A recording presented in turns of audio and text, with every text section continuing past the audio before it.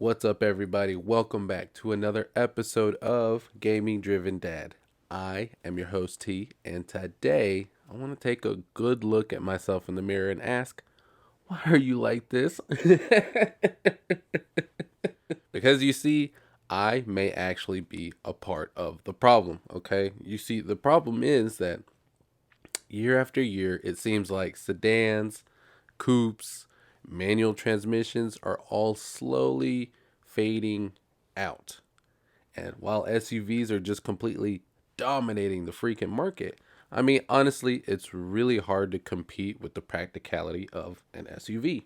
And Hyundai, this is for you, not helping. Has been brought to my attention recently through Facebook ads of all things, that Hyundai is coming up with a performance version of one of their crossovers. And as soon as I really take a good look at it and I find some things out, I absolutely fall in love with it. It is none other than the 2022 Kona N, which I will put a picture of it right here. And if you're listening to this on the audio version, don't worry, I won't spend too much time talking about the looks because obviously you can't see it. But I mean, take a look at this beautiful piece of machinery.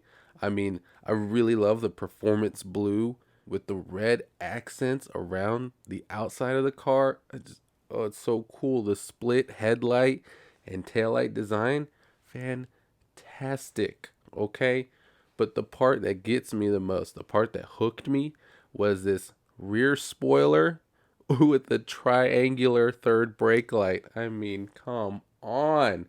That is so fucking cool. And I know it might just be like a little gimmick or whatever, but dude, the gimmicks freaking get me every single time. I'm such a child at heart. I need to compare this very briefly to the Kia Stinger so that way I can explain to you guys as to why I would pick the Kona as my new champion over the Stinger. The Kona makes 280 horsepower out of their 2-liter turbo 4-cylinder. And on the other hand, the Kia Stinger makes 300 horsepower out of their 2.5-liter turbo 4-cylinder. And now the Kona is front-wheel drive while the Kia Stinger is rear-wheel drive, which, okay, wait. The Kona being wrong-wheel drive isn't, but I promise you it gets better. Because the one thing that the Kona has that the Kia Stinger doesn't is the 8-speed wet dual clutch transmission, okay? While the Kia Stinger only has the regular 8-speed automatic. So at least if you're using the paddle shifters on the wheel, I just feel like it would make more sense in the Kona. The other thing is the sound, because Hyundai Kona does have the same engine as like the Veloster, and so it does have that crackle and pop sound to it, right? And the Kia Stinger doesn't have that kind of thing, which again, y'all know I'm a very big sound guy. I love the way a car sounds. I would prefer the way it sounds over the way it looks, if that makes sense. If you want a more in detail list as to this versus that, then please, let me know in the comments down below. Actually, matter of fact, go ahead and tell me what you think about the Kona N. Do you think it's a real winner, or do you think it's... But the main reason why I would pick the Kona N over the Kia Stinger is kind of a dumb one. The explanation aspect of it, right?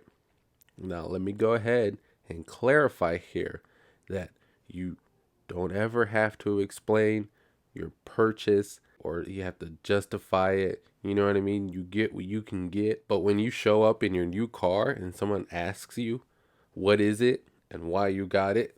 You go, oh, you pull up in the Kia, you pull up in the Kia and you go, oh, yes, this is my new Kia Stinger. And they're like, oh, Kia Stinger. Is that the twin turbo V6? And you go back there and go, not exactly. Which, again, you shouldn't have to justify whatever you got to anybody. But, we like to give people shit that buy V6 versions of the Challengers. Instead of getting the V8, if you pull up with your Hyundai Kona and they're like, oh, what's that? You can go, oh, this is the top of the line Kona, right? With the ultimate performance and all that kind of stuff. And really, it would boil down to the features between the two, because while we don't have the pricing of the Kona at the time of this recording, it's a pretty good guess that it'll be right around the same price as the Kia Stinger that has an MSRP of $36,000. That's why I would pick the Kona over the Stinger. Now, before I close this episode out, I wanted to talk very briefly as to what exactly is going on with the definitive edition, right? Because I talked about it a couple episodes down the road, and you know what I mean? I had some questions, I had some concerns, and unfortunately, it's off to a rough start. Now, to be fair, I didn't buy it, and I haven't played it. So I'm really just going off of based on what I've seen. I'm pretty sure there's a whole lot of people that have just been absolutely loving this game and love taking a trip down memory lane, and that's fine. Again, I just wanted to follow up on it, kind of give an update. So again, I've seen compilation videos of the bugs, the glitches, and all kinds of other crazy stuff that's been happening in this game. It's just not looking good. Digging in, I found out that they outsourced the remaster to a company that works on mobile games. Like, that's kind of strange. Maybe they just didn't have enough time.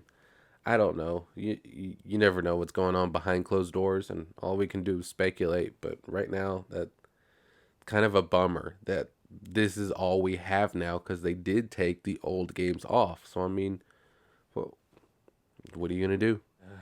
I was looking forward to possibly buying this game, once it goes on sale for practically next to nothing, because that's when I can afford it.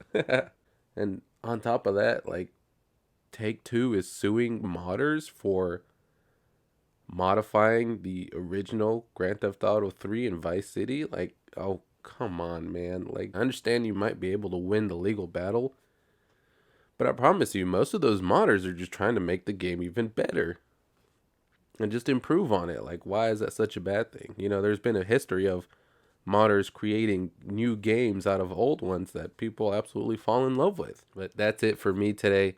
Thank you. Thank you so much for stopping by. I'm sorry I sound like shit. It's just, it is what it is this week.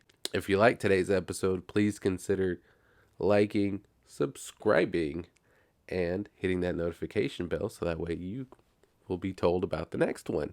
And if you're listening to the audio version of this, go ahead and leave a rating on Apple Podcasts, following or subscribing to the channel, podcast show, whatever over there too, right? And most importantly, wherever you are getting this from, please consider sharing it with somebody. Spread the word that your boy's out here on YouTube and stuff. All right, but again, thank you so much for stopping by. It means the world to me, and I hope to see you all again. I hope you have a great day. And until then, see ya.